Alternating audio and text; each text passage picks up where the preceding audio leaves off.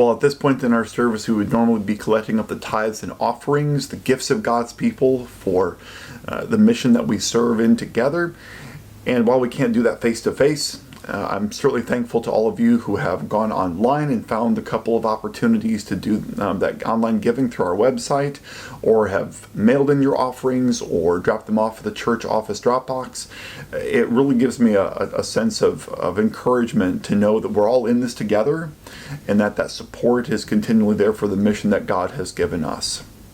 Now, it's Memorial Day weekend, and so we're certainly thankful for the sacrifices of the men and women of our armed forces who have served our country and given their lives to protect us and our freedoms that we hold so dear as Americans.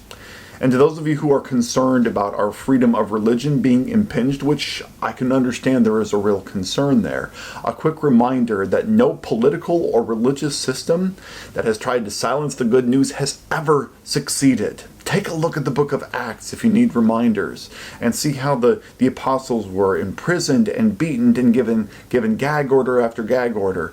And yet the great good news of Jesus' death and resurrection for the salvation and forgiveness of sins of normal people like you and me has always been proclaimed. And it's grown often because of some of the adversities that the church has faced. So I want you to be vigilant about the things that are going on in our world, but at the same time, I don't want you to face them with fear, because the message of the gospel cannot be silenced by anyone. Not our governor, not our president, not anybody. So let's think about our veterans for a moment, especially those who made the ultimate sacrifice. Why did they do it? They believed so strongly in the thing they were fighting for that they were willing to make that ultimate sacrifice, pay that ultimate price. And so why do we make sacrifices now? Whether it's in our resources, in our giving, our finances, or even in giving up our lives. Why do we do that? Because we believe we have something worth fighting for as God's people.